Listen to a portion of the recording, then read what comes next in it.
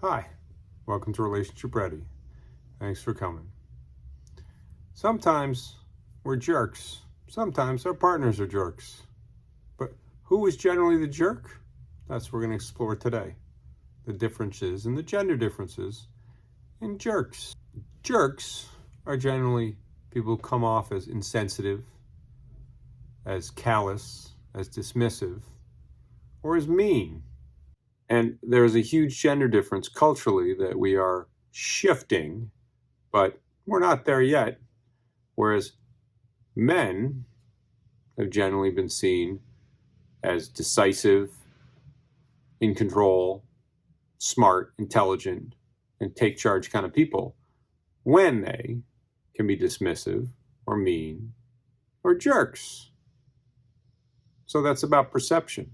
And if women make those same decisions, those same insensitivities, those same dismissive, or are mean in the same way, generally seen as the B word, as power hungry, as looking to be aggressive, not assertive.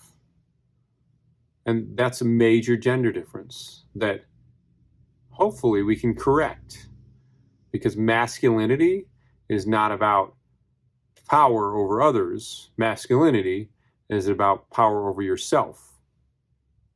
But empowerment is about power over yourself also. So if men and women and non-binary can all be seen as empowered versus trying to be powerful over others, that can balance out the differences. But unfortunately, men have been in charge so long that there is an expected time period where men need to sit back, be humble, and not speak up and not be jerks. Is that going to happen? I don't know. It's unlikely, because it has to give up power over others. But if we can just take power over ourselves and accept where others are at, then there's less jerks.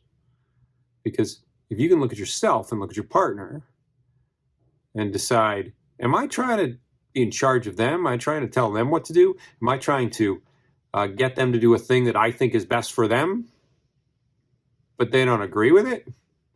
Then I'm trying to take charge, and I'm the jerk. But if I'm humble and taking charge of myself and going, they're going to do whatever they do, and I'm going to do what is best for me, hopefully that matches with what is best for them also, then I'm empowered, and I'm not the jerk. And if you have two people in a relationship that are empowered and not trying to be more powerful, then neither one of you has to be the jerk. And if we can do that individually, and if we can do that in partnerships, and we can do that in relationships, it's going to be a lot less jerks.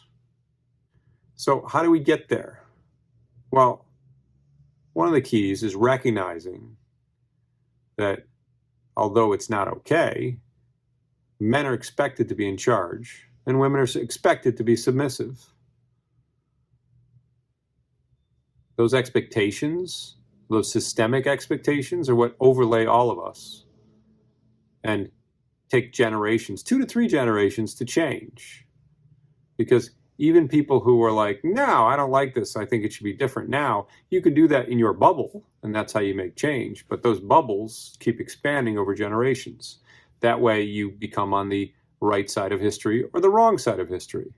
And when you're on the wrong side of history, you're a jerk. But when you're on the right side of history, you are empowering and taking charge of yourself. If you are pushing others to get on the right side of history because that's your agenda, you're still a jerk, no matter what your gender is. So what are the tools we need in order to manage this in relationships? We need to recognize the systemic expectations that are put on all of us. Recognize what our gender expectations are as a man, a woman, or as a non-binary person. What are you expected to be, and how are you expected to act as a non-binary person? That may or may not be who you are, but it is going to be a part of your expectations. And it's an expectation in a relationship. Are you expected to take charge? Are you expected to be humble? Are you expected to be dismissive? Are you expected to be submissive? And are you expecting your partner to be that way because of systemic expectations and what we're taught growing up? And if you recognize those things, then you can make a decision about whether you want to keep those expectations in your relationship or let them go and replace them with different expectations. So how do you get there? Another tool, listening. You got to listen to each other and to where the power lies and what feels like you're being the victim of a jerk or what feels like you being a jerk.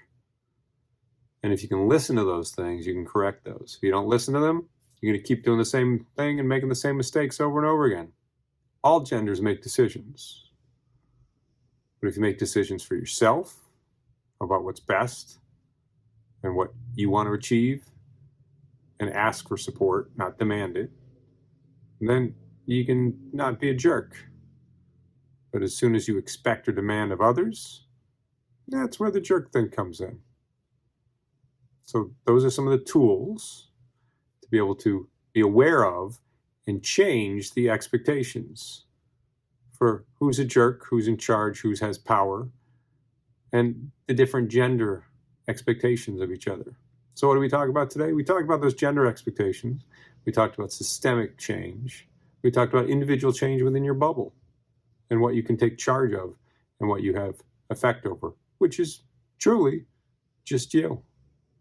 It's only you, the more aware you are of yourself, and the more you share with your partner, the more your relationship can be more healthy and more ready for the next stage of your relationship. Thanks for watching. Check us out next time. And please subscribe, like, and share with us so we can all be more relationship ready.